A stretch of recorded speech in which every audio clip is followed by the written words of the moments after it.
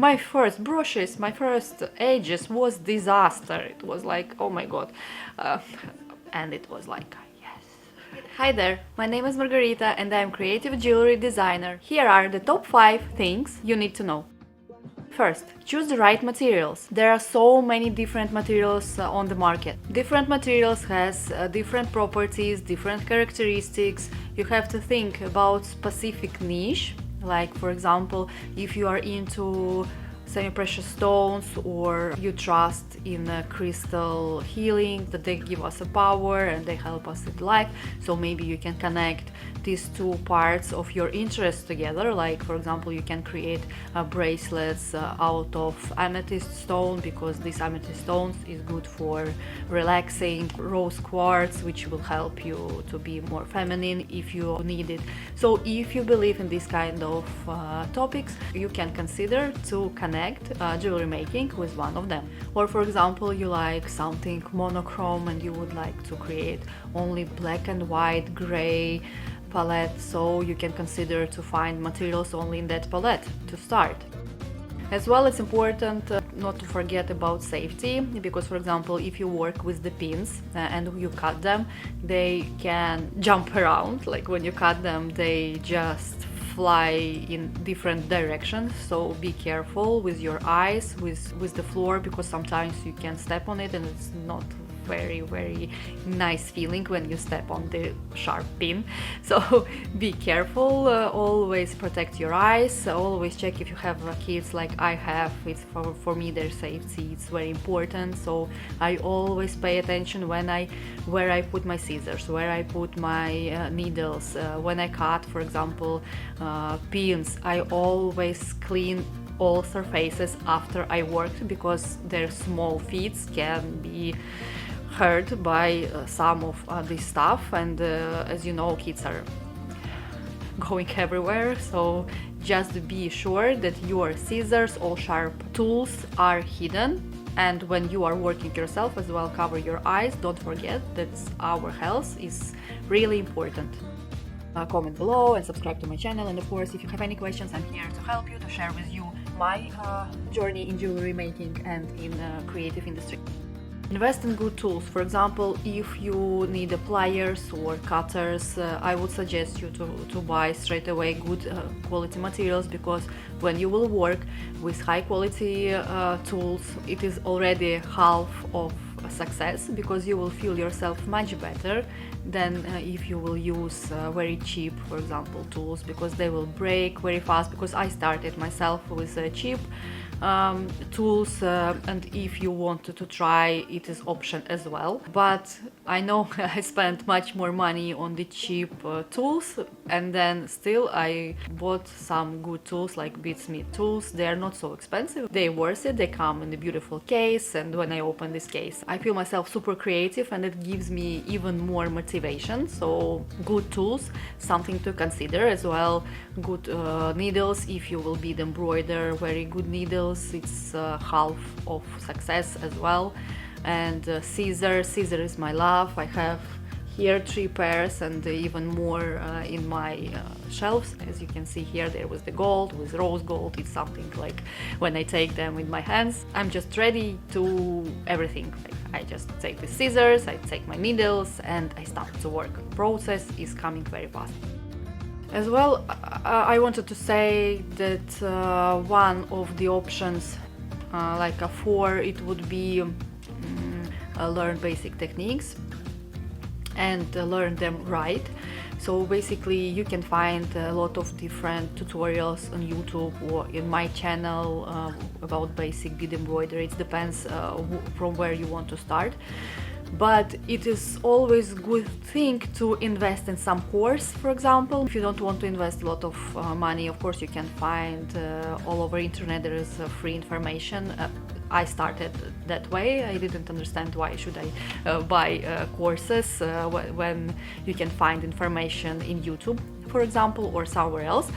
But then eventually, after 2 or 3 years of searching in internet everything, I understood that it's easier for me to pay some money, because it will just save my time and and money as well, because I was buying all the different materials that I didn't even use. Even now I have one of the shelves for materials what I bought when I didn't know what to buy and now it's just there, but sometimes I still use it for some creative processes.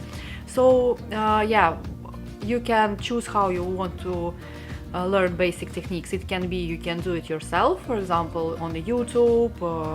It's a lot of free tutorials, and Google, you can find it all over. Even on my YouTube channel there is a lot of precious information what you can use to start your jewelry making, because for example even on my channel you can find tutorials about weddings jewelry, about bead embroidery, about how to create different seed bead earrings. So there is plenty useful information, and as well as you can find a lot of materials what I use myself. You can find it in description, because there is like my personal must-have list, so you can check materials there. They are from suppliers from whom I buy myself. Or if you would like to as well go deeper and start to create straight away bespoke pieces and start correctly, you are welcome to my courses as well. I will leave links in description. There will be as well a link to this course for how you can create this brooch. And let's continue to number 5. Of course, number 5 is to be patient, like take time, because every new skill takes time, and sometimes you might get frustrated because something won't happen. You will see around a lot of different, for example, jewelry creators, jewelry makers who are here. For example, they already have 5, 10, 15 years of experience behind, and you just started. Never compare yourself to anyone. Compare yourself to you. Today you did a step, you did a new stitch, you understood how to connect materials and colors together. It's already much more than you were like 1 year ago, for example. This should be your metric. I remember my first brooch. I couldn't understand how you can finish the edge of the brooch straight. Like, it was disaster for me. I couldn't understand how other jewelry makers, designers, how they make to do this perfect small stitch in between every seed bead, and how they can create it so straight. Like, it was something for me, I couldn't understand it. My first brooches, my first edges was disaster. It was like, oh my god. So yeah, I started from like disaster. And yeah, but step by step, when I created everything and started to pay attention more, and everyday practice, finding the ways how I can make it better with every next brooch, with every next earrings, and then eventually I just didn't understand how it happened. Like, I just started to create very neat and straight edges, and it was like, yes, I did it. But it takes time. So be patient with yourself. Don't be afraid to practice more. The more you do, better you become. It's with every skill. I trust every person has their talents. What we need, we just need to develop them.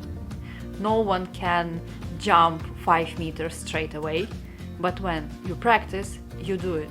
Everything is about the practice. Just take your time, enjoy the process. Enjoying is most important thing. A lot of people don't allow themselves to enjoy the process. They're always in the rush. They're thinking, what I will, maybe I'm just lose my time and nothing will happen. But the most important thing is to enjoy. This is creative process. Mind is relaxing in that point. And when you are working with your hands, everything around you becomes like second plan, and first plan is your creation. This is amazing feeling. So those 5 topics is something I think you need to know before you start jewelry making hobby or business, because it's something you have to be prepared on. Materials, tools, safety, education, and of course time. check my other videos in the description. If you want to join my online courses, you are very welcome, because I have different types of courses, and when you can start properly, and if you want to sell your jewelry straight away, it is very important to start right. See you soon in my next videos. Bye!